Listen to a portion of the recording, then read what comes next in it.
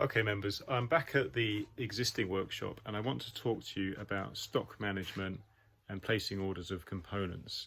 This is something that we have wrestled with for a long time and felt that we had quite a refined process, but now that we're learning about lean manufacture and Kanban, we realise that there's a lot to be improved. So I'm going to show you what we're going to start doing differently and why, because of the pain points that we've been having.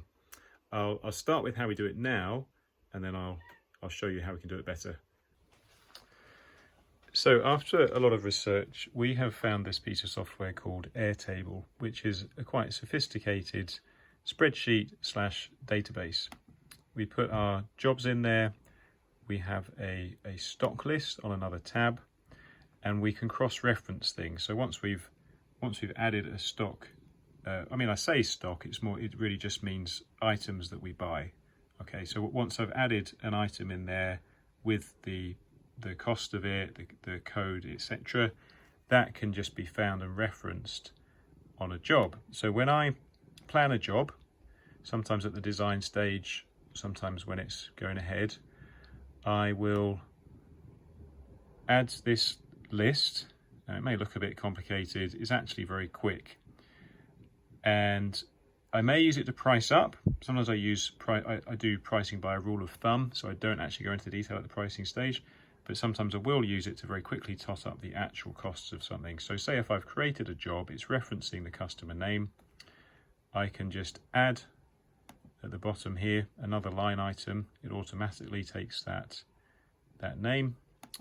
I can just add here in the materials required field, and say if I know that I'm going to want some overlay hinges, I'll start typing it, it will filter, and then I can quickly then just say, right, that is the one I want, drop it in and add my quantity, however many that may be. That then is totting up the total, which goes into the job total, which I can quote off. But the second purpose of that is that then what I do is I just have a little check, and if I know we've already got those in stock, which we usually do, currently in these plastic boxes, which we find work quite well, I'd say, okay, I've got them in stock, and I would mark it as in stock. Or if I'm doing this quote or this plan from the office, or just want to check later, or for Brady to check, I might just put check stock. So Brady on his computer, which in the new place will have a big screen, he can see the same document. So he could go through that and check stock. If I know we don't have stock, then I would put a big red order. And what would happen, I'm actually going to just delete that so that we don't accidentally think that needs ordering. But record, what would happen then is Camilla, also who's working remotely, can filter this sheet by, for example, Heart order. So Heart's our main hardware supplier. What that'll do is it will filter everything that we know comes from Heart, and it will filter it by the status tag order. So quite clever. Straight away, Camilla knows exactly what to order. She doesn't need to be an expert in what these things are. She can just copy out the description and the code. And in fact, we've automated it further, where there's a view that's Heart order email, which just includes exactly the details needed in a format that will print quite easily. So she can select this, print it, and it's all legible. It's legible to Heart with their code. So that kind of works, kind of makes sense. But Brady and I just now, we spent about 40 minutes allocating all the stock to boxes. Now this is how we do it. We have a box for a job, and we put in it everything it needs, or we realize we need to order something and we order it. I like to have the peace of mind of doing that well ahead of time, so that we're sure we'll turn up to. Yes, so that method, it kind of works. It seems quite well organized, but what we're finding is it's actually very time intensive. So we're learning about the Kanban methods of stock control, which is about not overstocking, but having enough stock that you're confident what you need is on the shelf. you have a sort of visual trigger for when you need to reorder, and you're sure that you won't run out during the period between reordering and receiving the order. And it's based on what are called Kanban cards.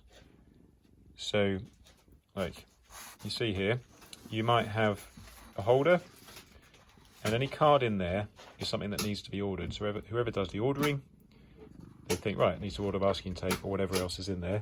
That's generated by different methods. In this example, say if it was tape, you have tape on a shelf, you simply have a line at the point where you reorder. So once that roll's run out, you know you have to reorder. You have a card maybe next to that on the shelf, you take the card out, you drop it in the holder, and then whoever orders reorders. And I suppose the critical difference to how we've been doing it is that you simply have a standard reorder quantity for every item. So you know if masking tapes run out, there's an instruction to reorder. You always reorder half a dozen or whatever it is. And so that is a lot simpler then than us checking and allocating every single job quantity. The way that you can do it, which we think we'll do, is you have an A box and a B box for every quantity. And we're going to move from these transparent lidded boxes to sort of picking trays. So there's no lid, that's just another efficiency. It's going to force us to be a bit more dust controlled in the workshop, but we think we will be in the assembly area. It'll be away from the machining area. And you have a really clear visual control then, where once box A of overlay hinges, or whatever it is, has run out, that empty box is the trigger to reorder. And we're still making our minds up whether we literally grab the empty box and put it in an area where you look for reorder triggers, or the empty box at the bottom of it has a Kanban card which you take out. So we'll figure that out. But sorry about all the meowing. Pippin always hangs around me when I come to the workshop. So very, very simple, hopefully foolproof, visual triggers, and it simply relies on us figuring out for every conceivable component that we use, we need to figure out the maximum quantity that we're likely to get through in a week, on the assumption that a week is around about the maximum time it would take to between placing an order and receiving it.